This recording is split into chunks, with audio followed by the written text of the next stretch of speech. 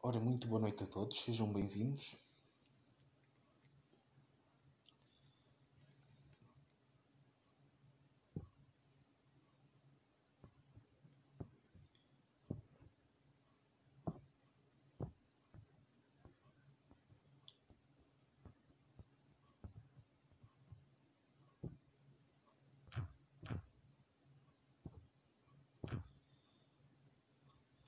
Ora, muito boa noite, sejam todos bem-vindos. Esta noite vamos falar sobre o Lisbon Project e vamos ter como nossa convidada a presidente deste projeto, desta associação, Gabriela Faria, que convidar a entrar no direto.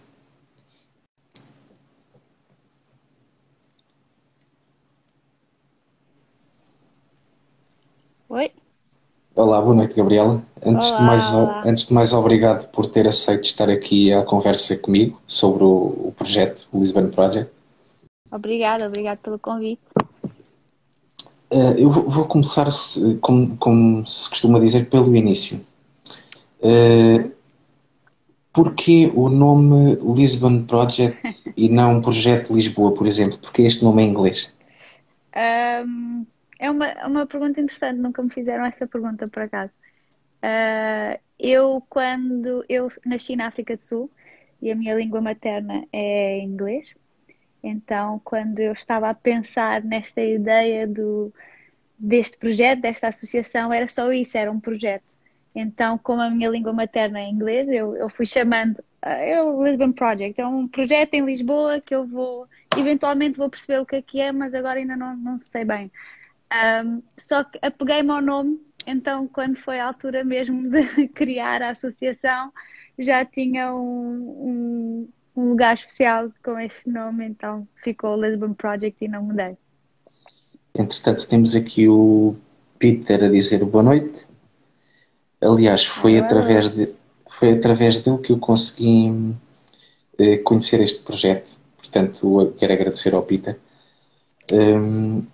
Entretanto, o vosso projeto está ligado aos refugiados e aos migrantes. O que é que vocês exatamente fazem quando veem um refugiado sem apoio? Hum. Então, a ideia do Lisbon Project nasceu quando eu tinha voltado para Lisboa, ou para Cascais, depois de ter estudado no estrangeiro, e fui conhecendo, por coincidência ou não, fui conhecendo refugiados, fui conhecendo migrantes a viver em Lisboa que estavam a depararem-se com situações muito difíceis e obstáculos, e fui vendo um padrão nos obstáculos que todos enfrentavam e notando que não havia um lugar onde eles pudessem ir e fazer uma simples pergunta e receber uma simples resposta.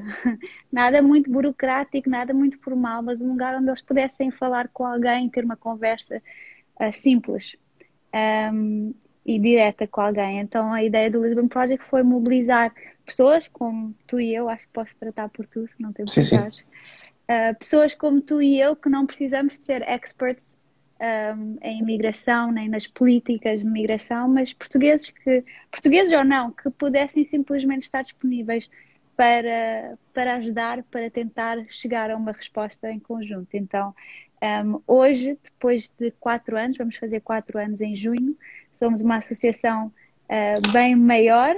Alô, o Peter é o meu tio, para quem não sabe, para quem está a ver, falar tio. Oi, amor. Então, hoje nós somos uma associação maior, com bastante mais gente envolvida, mas continuamos com este desejo de dar uma resposta direta, simples e humana. Então, ouvimos a situação, no processo de registro, nós ouvimos qual é a história dessa pessoa, porque acreditamos muito que o refugiado ou o migrante é muito mais do que esse rótulo, do que esse título, mas é uma pessoa com uma história, com um passado e com sonhos para um futuro. Então procuramos ouvir essa pessoa antes de tentar encontrar qualquer resposta. E depois, através dos nossos programas, que eu posso falar um bocadinho mais sobre isso, através dos programas que nós temos desenvolvido ao longo dos anos, tentamos encontrar uma resposta para esses tais obstáculos que ainda existem na integração. eu fiz aqui o que eu costumo dizer, o meu trabalho de casa. Vocês têm aqui, por exemplo, várias campanhas e têm aqui no vosso site 4 campanhas, que é o One Minute Campaign, Help Create Change, aquela que se calhar para quem está a assistir será, digo eu, a mais conhecida, que é o Taste of Hope, e o Back to School. O que é que corresponde a cada campanha? Essas campanhas normalmente são para projetos mais pontuais.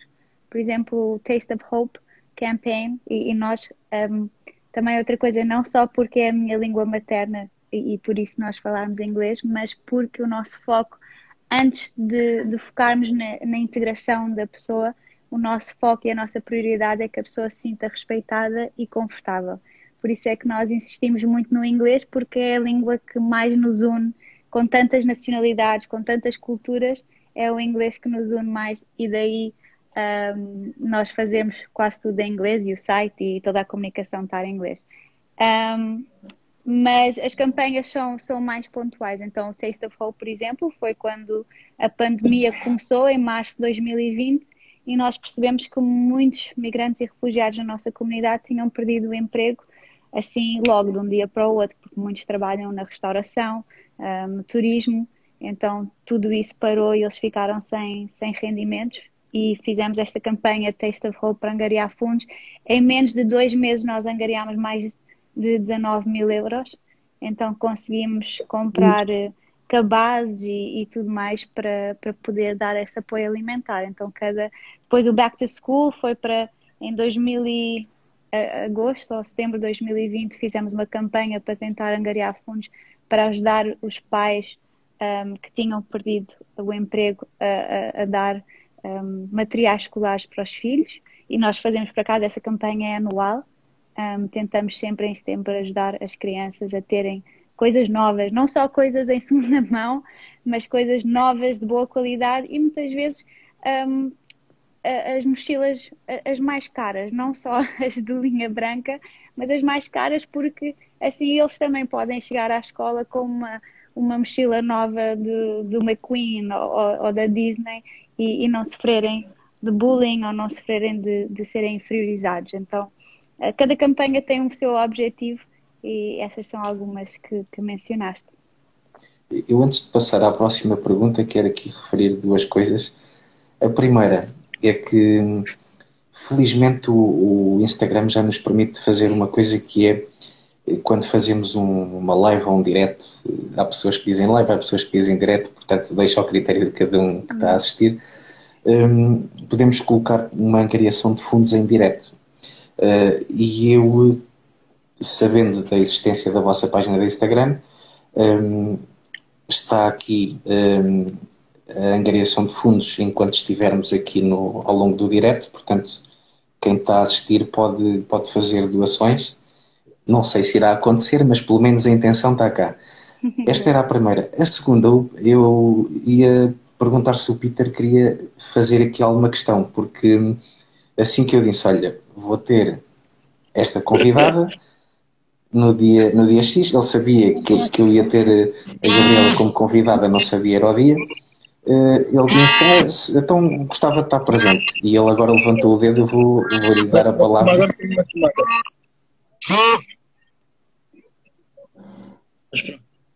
Diz. Estava eu a dizer que te ia dar a palavra, Peter. Estavas aí com o dedo no ar, não sei se querias fazer alguma questão.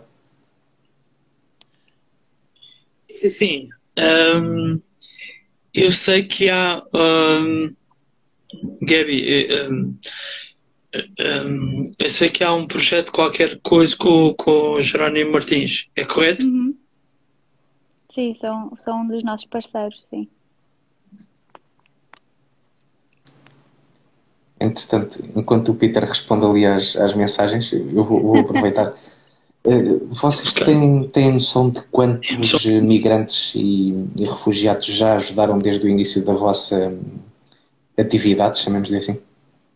Sim, nós agora já ultrapassámos os 1000, então registados connosco como membros da comunidade já estamos cerca de 1100, mas nós fazemos a diferença entre aqueles membros que são ativos e os inativos. Os inativos ou já não precisam do nosso apoio de uma maneira mais urgente, ou já saíram de Lisboa e como nós atuamos mesmo só em Lisboa, se saíram de Lisboa tornam-se inativos, ou perdemos o contacto por alguma razão, se calhar saíram de Portugal ou simplesmente perdemos o contacto.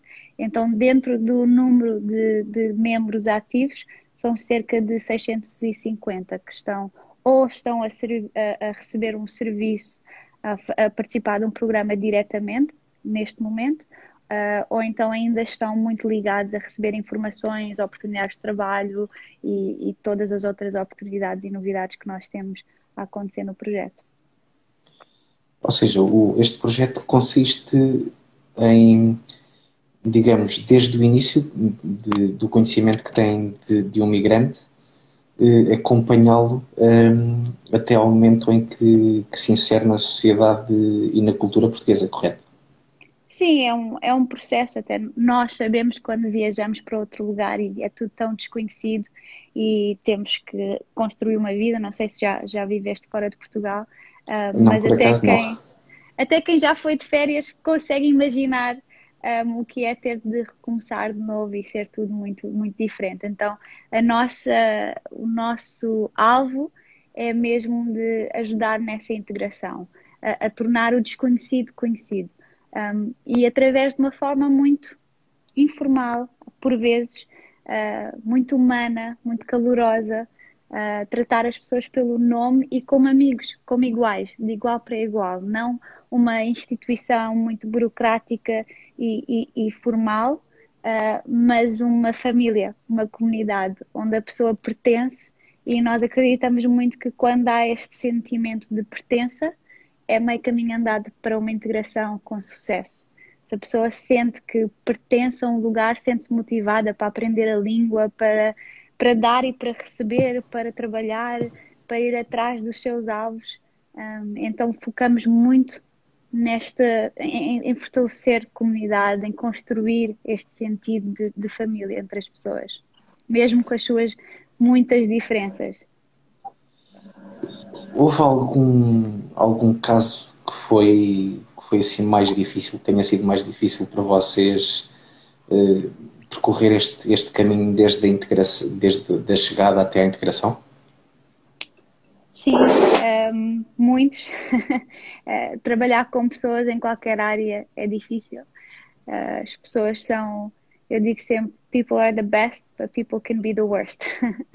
Então é difícil. Quem faz trabalho social sabe que nem sempre as coisas são lineares, porque nós somos seres complexos, com emoções, e às vezes somos racionais, outras vezes nem tanto. Então, tem havido alguns casos difíceis, pessoas que muitas vezes têm a ver com a expectativa que as pessoas têm. Vêm para um país novo, nós portugueses podemos fazer a mesma coisa quando viajamos para outro lugar, mas vêm para Portugal com uma expectativa daquilo que vai ser a vida deles, sejam migrantes ou refugiados. Muitas vezes é mais difícil com os refugiados, que vêm de uma situação de um campo de refugiados, onde nem tinham casa, onde enfrentaram já muitos traumas, muita dificuldade, e pensam que quando chegarem a Portugal finalmente as coisas vão ser mais fáceis, porque merecem essa segurança e merecem essa paz ao longo de um percurso de uma vida inteira. E quando chegam, muitas vezes as coisas não são assim tão fáceis. A língua é difícil, a nossa economia, o nosso governo não dá subsídios como se calhar o norte da Europa dá. As oportunidades de emprego são escassas, especialmente para quem não fala português. A documentação muitas vezes é demorada. Então há um clash, há aqui uma tensão entre a expectativa que a pessoa tinha, que finalmente as coisas iam ser mais fáceis, e depois a realidade de que não, afinal é preciso continuar a batalhar. E essa tensão para nós é aquilo que nós tentamos gerir e tentamos explicar às pessoas qual é a realidade de habitação, de emprego, de educação aqui em Portugal, e por vezes não é fácil. Eu acho que... Gabriel, desculpa lá, Telmo. Desculpa lá, Gabriela. Como é que vocês fazem a inclusão ou o trabalhar com o emprego com o pessoal que chega até vocês? Como é que os inserimos em trabalho? Em termos laborais. Depende muito das pessoas. Há pessoas que vêm e são super qualificadas, então o tipo de trabalho que vamos procurar é muito diferente. Às vezes as equivalências, isso é uma grande frustração para muitos migrantes em Portugal, as equivalências são muito difíceis de conseguir, por exemplo, enfermeiros, farmacêuticos, engenheiros, que vêm para Portugal com já muita experiência e não conseguem entrar no mercado de trabalho.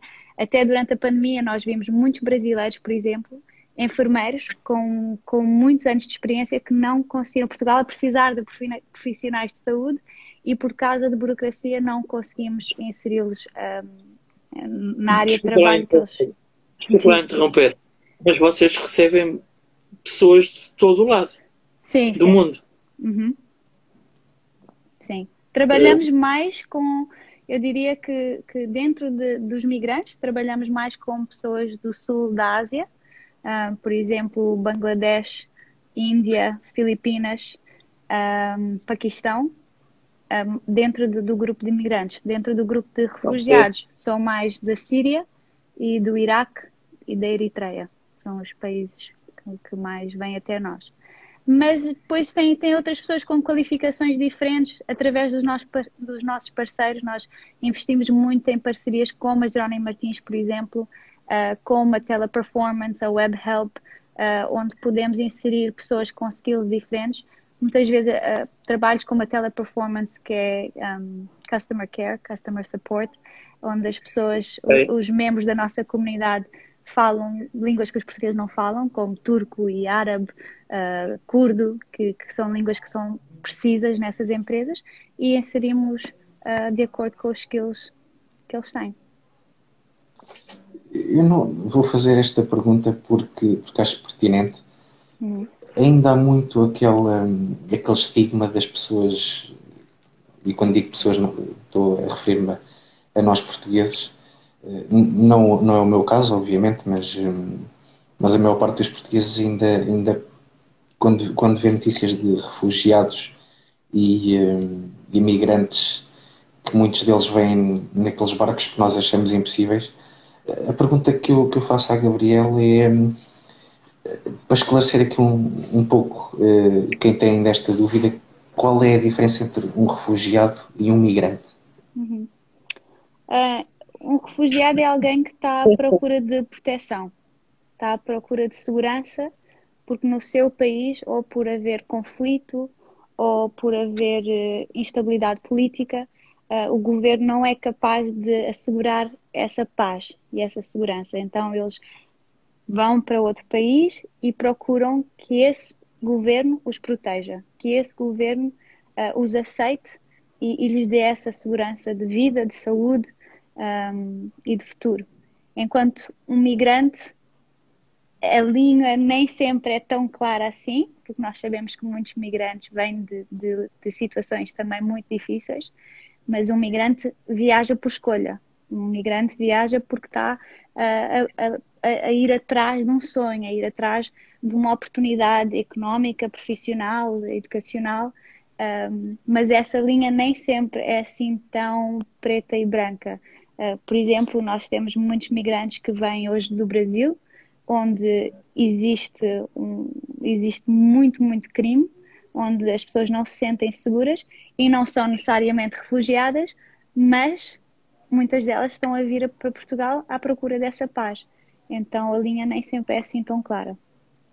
Nestes últimos tempos já receberam alguém, por exemplo, de Moçambique devido ao que se está a passar lá? Nós no Lisbon Project não. Como nós trabalhamos muito em inglês e noutras línguas como francês e árabe, nós temos a tendência de, como eu tinha dito, de receber pessoas mais da Ásia, do Médio Oriente e não tanto dos países de língua portuguesa. Para isso eu acho que também existem muitas outras associações que falam em português, e essas pessoas já têm mais lugar por onde ir, enquanto os que não falam português ou que se sentem mais confortáveis noutras línguas talvez o Lisbon Project seja mais adequado. Também muitos dos nossos voluntários são estrangeiros. Nós encontramos aqui um bocadinho de um nicho onde Portugal tem muitos internacionais a viver cá, especialmente desde 2016, muitos estrangeiros que vieram para trabalhar na área da tecnologia, por exemplo, e essas pessoas vêm de países como o Reino Unido, como os Estados Unidos, como outros países na Europa, que têm uma cultura de voluntariado e têm muito para dar. Então, como eles estão cá, nós no Lisbon Project decidimos fazer um bocadinho de target a estas pessoas e então muitos dos nossos, eu diria que 60% a 70% dos nossos voluntários também são estrangeiros. Era mesmo sobre essa... Desculpa lá, Telmo, mas vocês não têm tendências para certos estados. Sim, aquilo que o Telmo estava a perguntar, se vocês tiverem pessoas de Moçambique, de Angola, do Gamba, sei lá, de onde for, vocês recebem. Sim, claro. Nós recebemos e são todos bem-vindos. Simplesmente acho que como as pessoas conhecem o Lisbon Project muito por how do you say word of mouth? Por partilha de amigos que falaram do Lisbon Project, acho que a palavra espalha um bocadinho mais nestas culturas e não tanto nas culturas africanas, por exemplo, ou pelo menos africanas de língua portuguesa. Ok. A Gabriela falou aí nos voluntários. E era mesmo nessa questão que eu ia aproveitar para lhe perguntar. Vocês trabalham só a nível de voluntariado? Têm pessoas sem ser voluntárias? Qual é o número da equipa que têm? Quando eu digo número da equipa é o número de pessoas na equipa. Nós, neste momento, temos uma equipa de 7 funcionários. Temos cerca de 22 estagiários e mais de 100 voluntários. Então, o motor do Lisbon Project, eu diria, são os voluntários, mas é esta equipa de 7 que tenta gerir todas estas pessoas. Neste processo que falamos, desde a chegada até inserirmos os refugiados e os migrantes na sociedade portuguesa, qual é o processo que tem que ser feito desde o início até ao fim, digamos assim? Há muita papelada. Isso é verdade. Muita papelada, muita burocracia, infelizmente. Infelizmente, mas eu acho que o mais importante quando uma pessoa chega a Portugal para uma integração com sucesso é mesmo aprender a língua.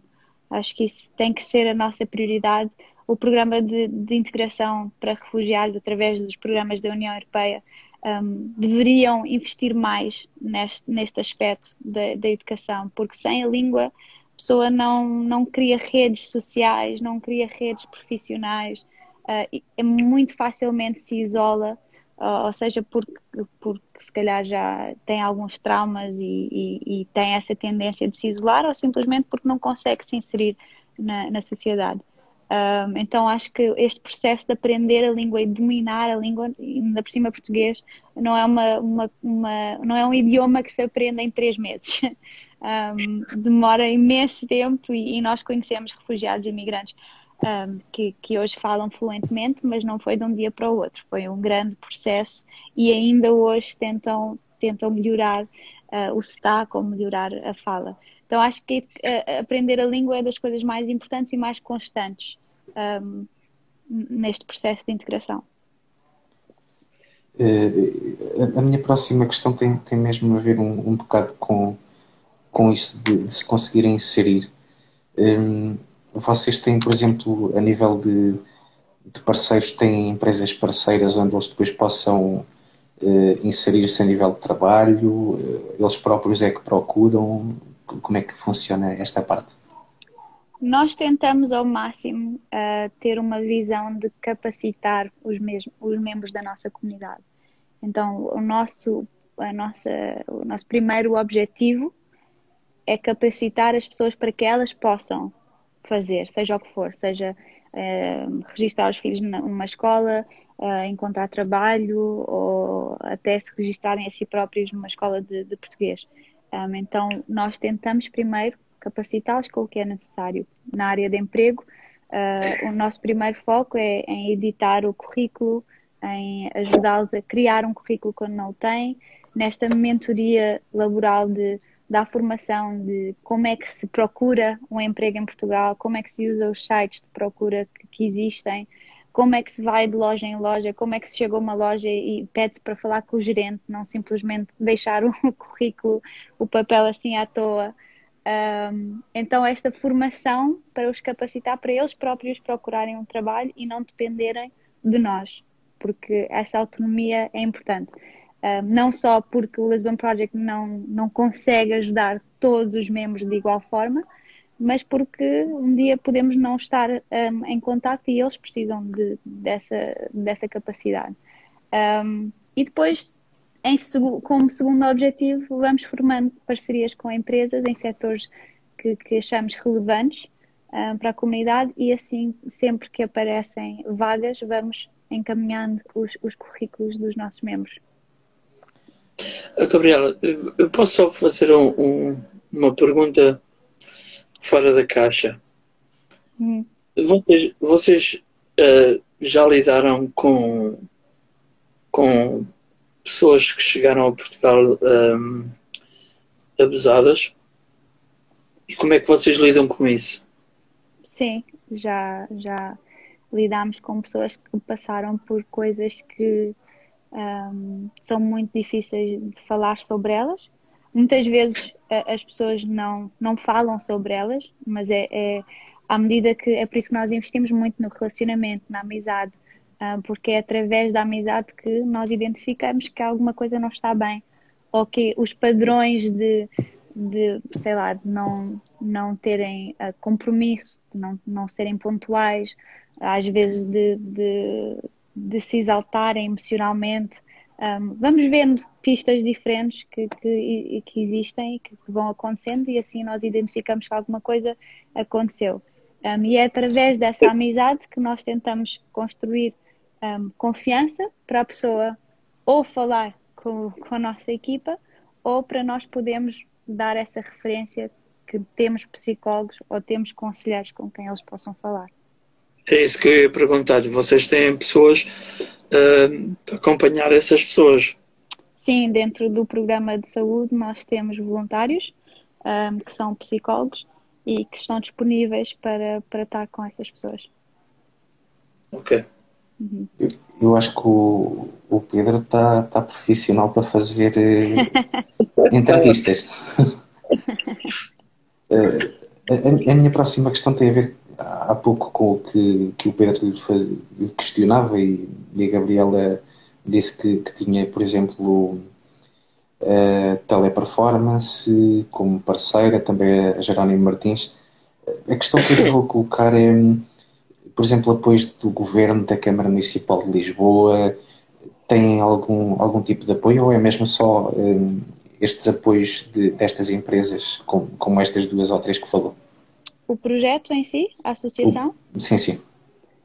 Até hoje nós não temos qualquer apoio público, pelo menos não financeiro, e isso até hoje tem sido uma escolha e também escolha e não escolha. Porque assim que a pessoa tem financiamento do governo, as coisas tornam-se, lá está, um bocadinho mais burocráticas, uma exigência por serem mais técnicas e nós quisemos manter esta cultura de sermos adaptáveis e flexíveis à situação em si. Então, muitas das vezes não nos candidatámos a esse apoio por essa razão. Outras vezes candidatámos, mas as candidaturas para financiamento também conseguem ser muito técnicas e nem todas as associações têm pessoas disponíveis e com os skills necessários para fazer estas candidaturas de uma forma que tenha sucesso. Então, vamos ver se isso muda, mas por enquanto nós procuramos sim ter uma rede com instituições públicas e privadas, mas em termos de financiamento nós dependemos muito de donativos privados, como donativos, por vezes, de empresas também. Eu vou aproveitar aqui para questionar a Gabriela na seguinte situação.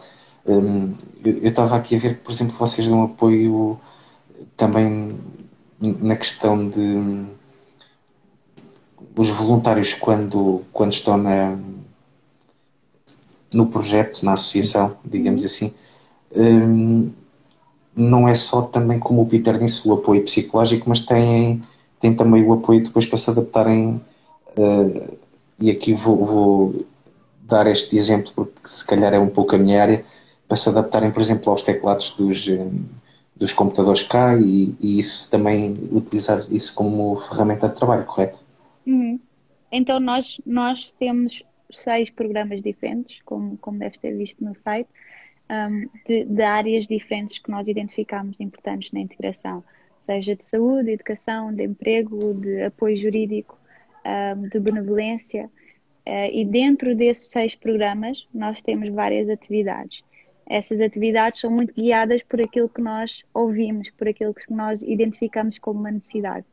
Por exemplo, competências digitais, é algo que nós já notamos que é necessário para muitos membros da nossa comunidade. Então, dentro do programa de emprego, já tivemos alguns cursos de coding ou workshops do básico de informática, ou para mulheres, homens e mulheres, ou então só para mulheres. Às vezes fazemos algumas atividades só mesmo para mulheres, porque muitas culturas que nós servimos no Lisbon Project, ter esta mistura muitas vezes constrange em vez de capacitar, então dividimos um bocadinho os projetos por homens e mulheres quando é necessário, mas sim, já fizemos alguns cursos e workshops desse género.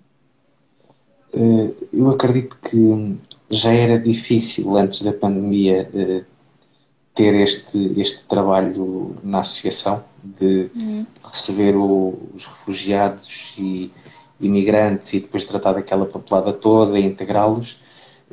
Com a pandemia, acha que se tornou mais difícil lidar com tudo isto? A dificuldade tem-se mantido? Sem dúvida que se tornou ainda mais difícil, especialmente em todas as áreas e todas as instituições que trabalham com migrantes e refugiados, tornou-se mais difícil. Mas especialmente no Lisbon Project, porque a nossa prioridade e aquilo que é a nossa mais-valia é mesmo este foco na amizade, em estarmos juntos, em criarmos comunidade, e daí tudo o resto flui. Quando entra a pandemia, de repente não podemos investir em amizade da mesma forma, não podemos investir nas noites culturais, nos jantares, nos tempos de partilha entre as pessoas de diversas culturas, e de repente temos que fazer tudo por telefone. Nem nos workshops. Diz? Nem nos workshops. Nem nos workshops, nem nas atividades presenciais que eram tão importantes para nós, para criar essa ligação entre as pessoas, e tivemos que fazer tudo por telefone e pela internet, quando muitos dos refugiados e imigrantes na nossa comunidade ou não têm Wi-Fi, não têm uma rede de internet forte em casa, às vezes nem têm, ou não têm computador, então, ou também podem não perceber como aceder ao Zoom, coisas que para nós rapidamente aprendemos, mas para eles foi mais difícil. Depois há esta questão da comunicação, senão já é difícil comunicar ao vivo, porque as línguas são diferentes, os sotaques são diferentes. Agora estamos a ter que servir as pessoas, tentar entendê-las e criar esta confiança entre nós, quando quase que não nos entendemos. Então tem sido muito difícil. As pessoas também, muitos membros da comunidade, por diversas razões, têm esta tendência de se isolarem, e a pandemia só veio criar ainda mais barreiras para as pessoas se inserirem, então muitas delas isolaram-se ainda mais, muitas ficaram sem perceber o que é que se passa, até nós portugueses com tantas restrições e regras e consequências, há multas para esta ação, mas já não há multas para esta, pode servir comida, mas não se pode servir bebida. todas estas restrições que para nós foram confusas, para eles ainda mais, porque muitas destas leis ou destas regras que o governo tem tentado impor para o nosso bem, para a nossa proteção, nem sempre foram traduzidas ou transmitidas aos migrantes e refugiados. Então, o trabalho do Lisbon Project foi muito tentar esclarecer dúvidas, tentar capacitá-los com informação para que se possam sentir melhor, porque o desconhecido traz ansiedade e traz stress. Então, o que nós tentámos fazer foi, novamente, tornar o desconhecido conhecido dentro daquilo que nós também estávamos a perceber, para os ajudar dessa forma. Porque o Lisbon Project tem muito a ver, por aquilo que eu conheço desde o princípio, e por aquilo que eu fiz, pelo workshop que eu fiz com vocês, tem tudo a ver com estar juntos, as pessoas estarem juntas, e esta pandemia afastou esse conceito completamente. Completamente, até as pessoas, eu tenho falado muito à equipa, este sentimento que a equipa tem e que muitos dos membros que já estavam connosco desde antes da pandemia, este sentimento de saudade daquilo que era, aquelas noites temáticas que tínhamos no Lisbon Project, os workshops de cozinha e tudo mais que nós tínhamos, essa saudade, muitos dos novos membros da comunidade, sejam eles voluntários ou beneficiários, desconhecem esses tempos, não sabem, não conhecem esse lado tão caloroso, tão amoroso do Lisbon Project. Então, o nosso trabalho agora, a nossa prioridade para este próximo trimestre, por exemplo, é como é que nós podemos reavivar esse sentimento de comunidade dentro destas restrições. Essa pergunta, como é que o Lisbon Project agora, com as novas regras, vai funcionar? Ou pode funcionar? Nós temos funcionado, como eu tinha dito, muito online e por telefonema. Agora que as coisas vão abrindo, vamos poder abrir a sede sempre com números muito reduzidos. Então, aulas, por exemplo, aulas de português vão começar em breve, mas enquanto antes tínhamos, se calhar, 15, 18 alunos por aula, agora vamos ter 7 dentro daquilo que podemos fazer no nosso espaço. Então, antes, por exemplo, nós tínhamos uma política de a porta está sempre aberta e qualquer pessoa pode ir à cozinha e servir café. Uma das coisas que mais me orgulhava era quando um membro da comunidade chegava e abria o frigorífico, porque isso é um claro sinal que a pessoa se sente em casa e que se sente confortável. Hoje em dia não é possível. As pessoas têm que agendar, têm que fazer uma marcação. Só quando fazem a marcação é que podem entrar para ir ter com a pessoa específica desse agendamento. Então é muito diferente, mas nós celebramos o facto de podermos abrir a porta e pelo menos ir tendo algum contacto. Na parte que toca aqui, e vou voltar à parte do voluntariado, no que toca ao voluntariado, vocês têm alguns requisitos base para a pessoa ser voluntária? Como é que funciona? Nós, para explicar um bocadinho o percurso, nós no início, quando eu comecei o Lisbon Project, eu precisava de pessoas. Não conseguia, eu estava a tentar ser professora e médica e advogada e tudo ao mesmo tempo, quando não tenho formação em nada disso.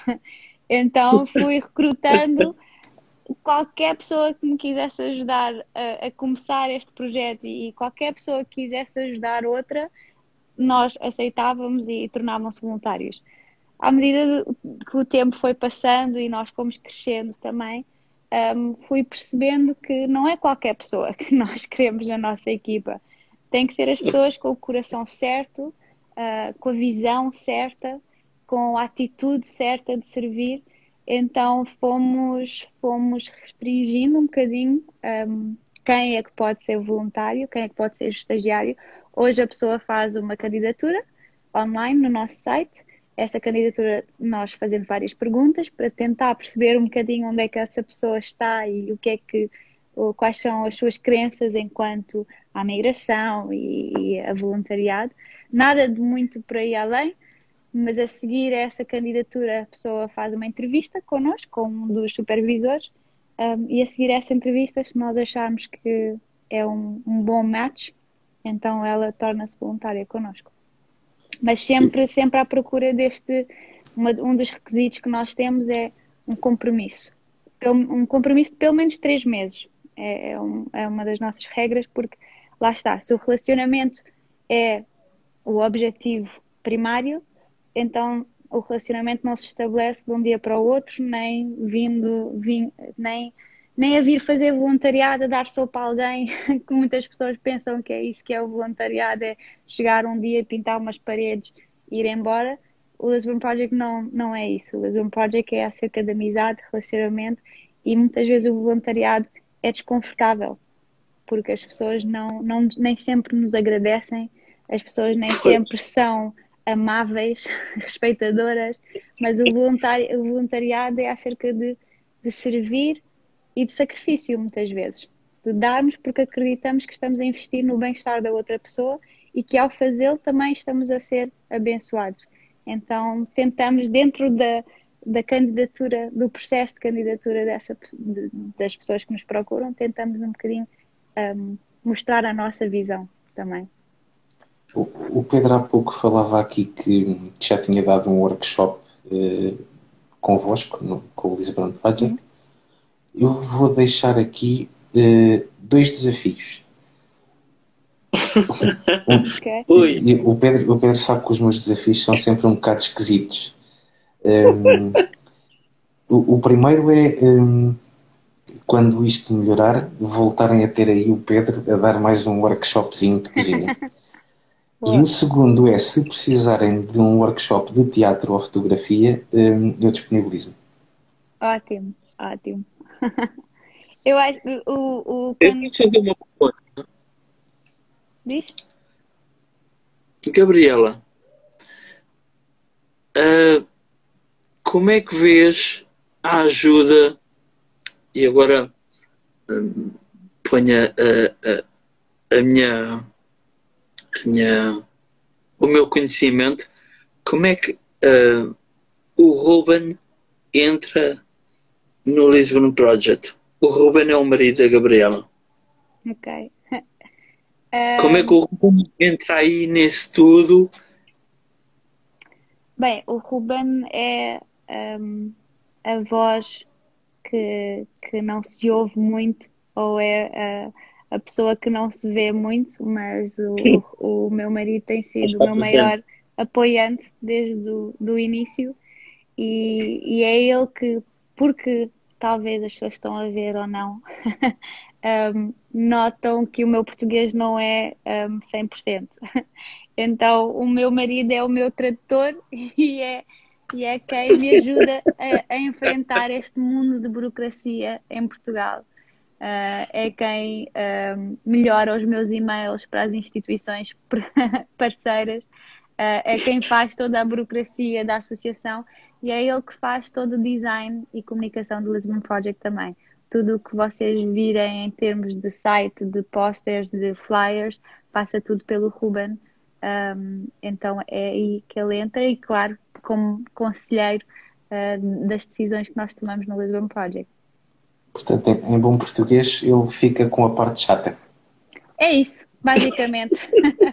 A parte imensamente chata é o meu marido que faz.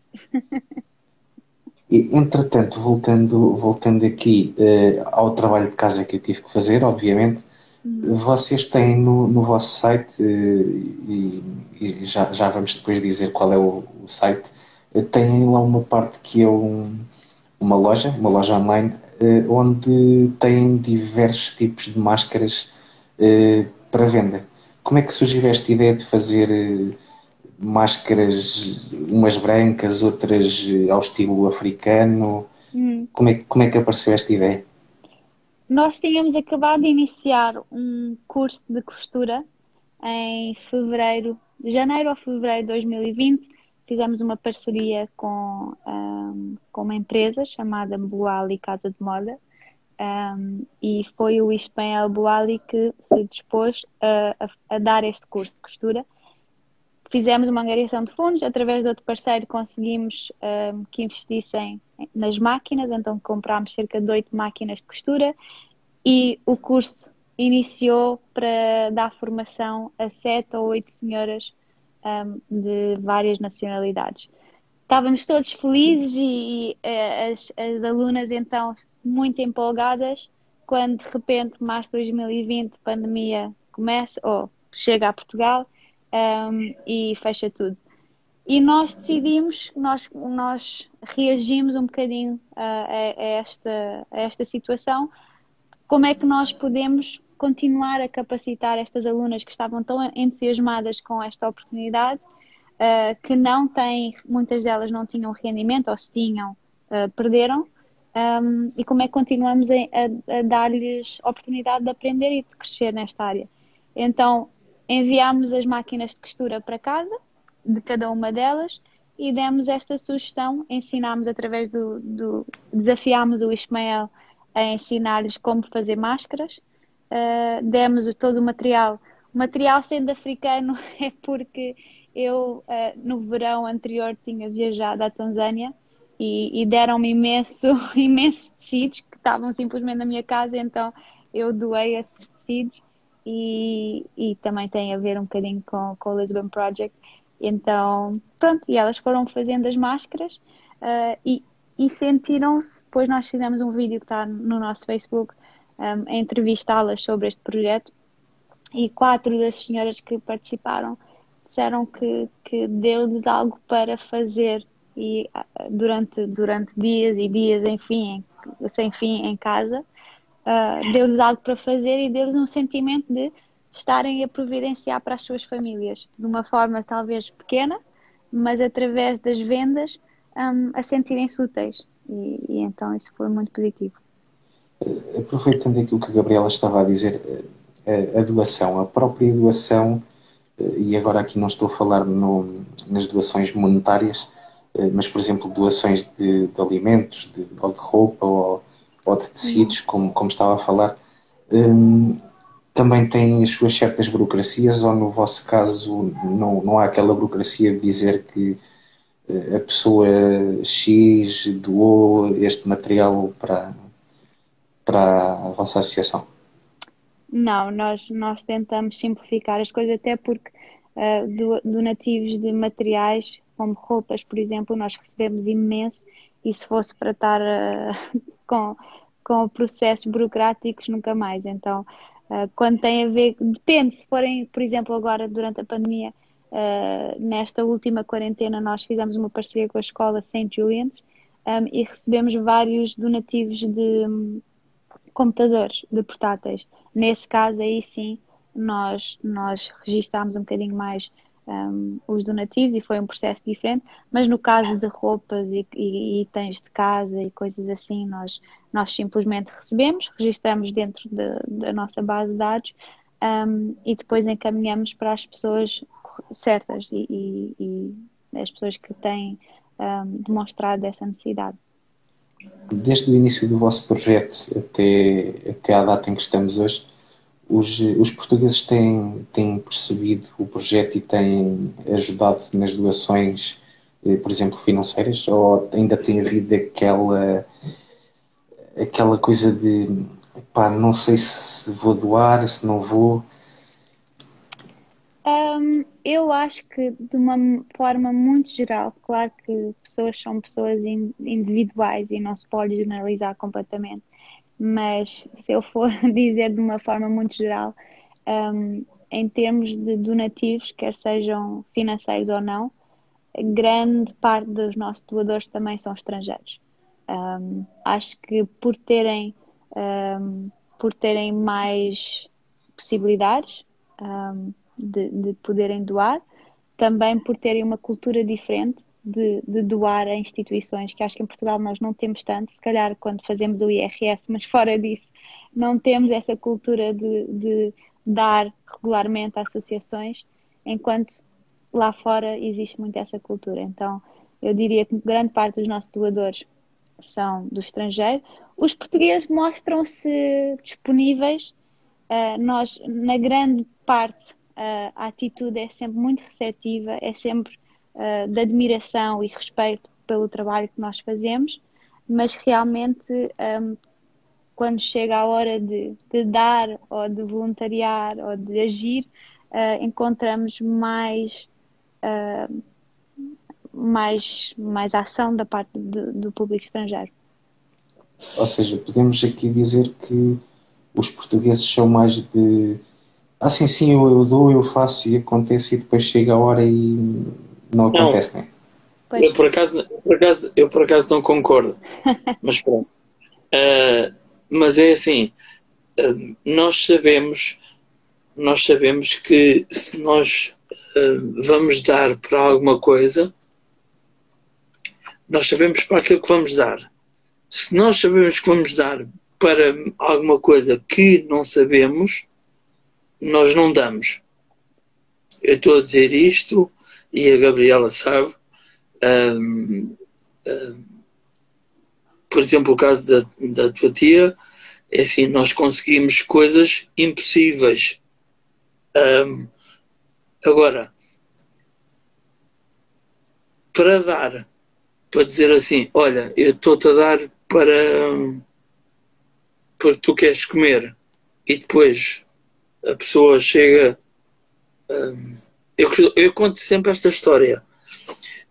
Vieram pedir um pão e leite à porta da minha casa, e quando eu vou a sair de casa o elevador estava avariado e estava lá o pão e o leite.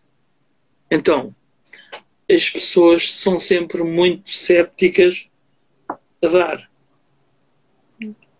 Mas quando nós sabemos que damos de coração e dizemos assim, olha, está aqui e isto vai ser bem emprego, as pessoas dão.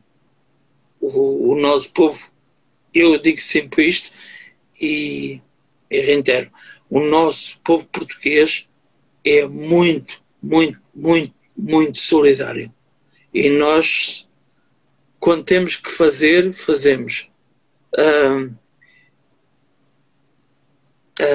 Eu acho que isso nota-se quando, por exemplo, fazemos campanhas onde as pessoas têm que dar materiais ou alimentos. Aí nós recebemos muito mais da parte dos portugueses, porque se calhar estão a dar objetos ou itens e veem, ok, estou a dar um pacote de arroz e este pacote de arroz vai para alguém.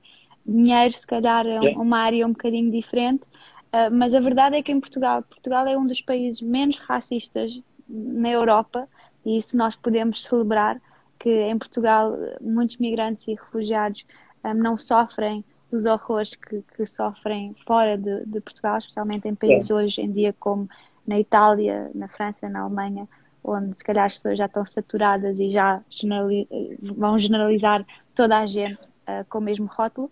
Mas apesar de se calhar não sermos um país que discrimina verbalmente ou que admite ter uma atitude discriminatória, as nossas ações por vezes dizem outra coisa. Por exemplo, quando um migrante liga para uma casa à procura de arrendar o apartamento, muitas vezes assim que o proprietário ouve um sotaque, diz que a casa está ocupada.